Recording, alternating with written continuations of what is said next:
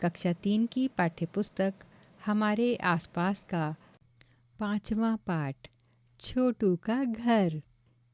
यह एक चित्रकथा है जिसमें छोटू पहली बार मुंबई आया है। पहले चित्र में छोटू मुंबई आया है। वहाँ पर बहुत ट्रैफिक है, लोग आ जा रहे हैं, कुछ बच्चे जा रहे हैं, बारिश हो रही है। वहीं एक बड़ा सा पाइप है। छोटू ने पाइप को देखा। एक चित्र में दिखाया है कि छोटू पाइप में सो रहा है। चित्र में छोटू के कपड़े पाइप में सूख रहे हैं। चित्र में दिखाया है कि छोटू के कपड़े सूख रहे हैं, छोटू पाइप के पास। एक चित्र में दिखाया है कि छोटू के कपड़े पाइप में सूख रहे हैं, पाइप के बाहर छोटू चूल्हे में खाना पका रहा है। अब बताओ, चित्रों में छोटू की क्या कहानी बताई गई है? छोटू ने पाइप को देखकर क्या सोचा? छोटू ने पाइप का किस तरह से इस्तेमाल किया? छोटू ने पाइप और आसपास की जगह को कौन से हिस्सों में बांटा है? छोटू को इस घर के कौन से हिस्से में ज़्यादा समय बिताना पसंद होगा? छोटू ने मोनू को भी पाइप में रहने को क्यों कहा होगा? अपने घर का चित्र कॉपी में बनाओ, उसमें रंग भी भरो। तुम्हारे घर में कौन कौन रहते हैं? छोटू ने पाइप को अलग अलग हिस्सों में बांटा। तुम भी अपने घर के अलग अलग हिस्सों के नाम लिखो। एक दिन में तुम घर के किस हिस्से में कितना समय बिताते हो? क्या घर का कोई ऐसा हिस्सा है जिसमें घर के कुछ लोग ज़्यादा समय बिताते हैं? क्या घर का कोई ऐसा भी हिस्सा है जिसमें घर का कोई ख़ास व्यक्ति जाता ही नहीं या बहुत कम जाता है? हमारे घरों में हम लोग तो रहते ही हैं, पर हमारे साथ साथ कुछ जानवर भी रहते हैं, कुछ हमारी मर्जी से, कुछ हमारी इजाज़त के बगैर। घर प्यारा। सदा यही तो कहती हो माँ, घर ये सिर्फ हमारा अपना। लेकिन माँ कैसे मैं मानूं, घर तो ये कितनों का अपना। देखो तो ये कैसे चूहे खेल रहे हैं पकड़म पकड़ी। कैसे मच्छर टहल रहे हैं, कैसे मस्त पड़ी है मकड़ी। और छिपकली को तो देखो, चलती है जो गश्त लगाती। अरे कतारें बांधे बांधे कहाँ चींटियाँ दौड़ी जाती। और उधर आंगन में देखो, पंछी कैसे झपट रहे हैं, बिल्कुल दीदी और मुझ जैसे किसी बात पर झगड़ रहे हैं। इसीलिए तो कहता हूँ माँ, घर ना समझो सिर्फ हमारा।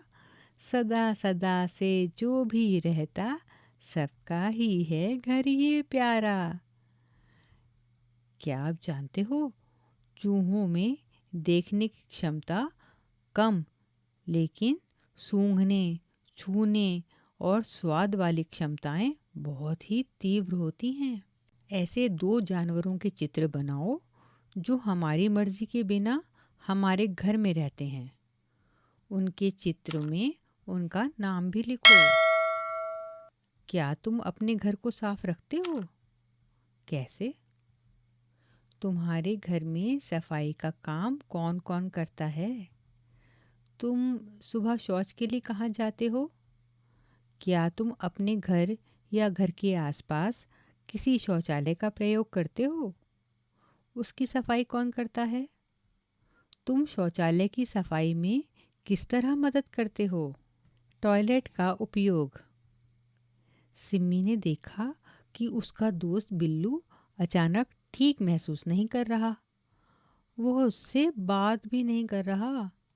सिम्मी बोली, बिल्लू क्या हुआ? तुम बहुत सुस्त लग रहे हो।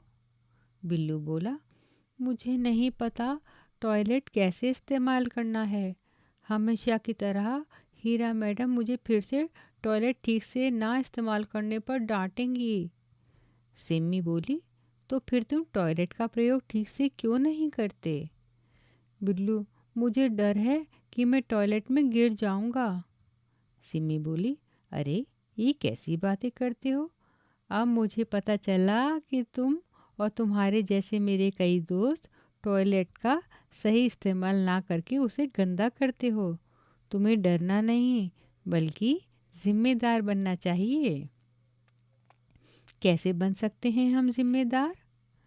टॉयलेट सीट का ठीक से इस्तेमाल करें। इस्तेमाल करने के बाद हमेशा फ्लश करें। अपने आप को ठीक से साफ करें। टॉयलेट जाने के बाद अच्छी तरह से हाथ धोएं। तुम्हारे स्कूल में टॉयलेट की क्या व्यवस्था है? क्या यह साफ सुथरा रहता है? इसे कौन साफ करता है और कैसे? तुम इसकी सफाई में किस तरह मदद करते हो? इस्तेमाल कर टॉयलेट को हमेशा ऐसा छोड़ें जैसा साफ आप स्वयं के लिए चाहते हैं। क्या तुम जानते हो, गांधी जी की 150वीं वर्षगांठ के लिए स्वच्छ भारत अभियान की शुरुआत की गई है। यह हमें एहसास दिलाता है कि स्वच्छता हमारी जिम्मेदारी ही नहीं, बल्कि फ़र्ज़ भी है। अब से बिल्लू भी टॉयलेट का सही इस्तेमाल करने लगा। प्रयोग करने के बाद बिल्लू टॉयलेट को साफ सुथरा छोड़कर अपने हाथों को भी अच्छी तरह से साफ करता है। क्या तुम भी किसी साफ टॉयलेट में जाना पसंद करोगे? अपने इस्तेमाल के बाद उसे वैसा ही छोड़ोगे जैसा तुम्हें चाहिए? तुम्हें कब लगता है कि तुम्हारे हाथ गंदे हो जाते हैं? खुद को साफ करने के लिए तुम्हें क्या-क्या करना चाहिए? सूची बनाओ। नहाना और दांत साफ करना, नाखून काटना या कोई और बात। यदि हम ये सब ना करें तो क्या हो सकता है? तुम अपने घर का कूड़ा कचरा कहाँ डालते हो? क्या तुम्हारे घर के आसपास सफाई रहती है? लता का घर खूब अच्छी तरह से सजा है। क्या तुम अपने घर को किसी खास तरह से सजाते हो? कब और कैसे सजाते हो? अपने साथियों से पता करो कि वे अपने घर को कब और कैसे सजाते हैं।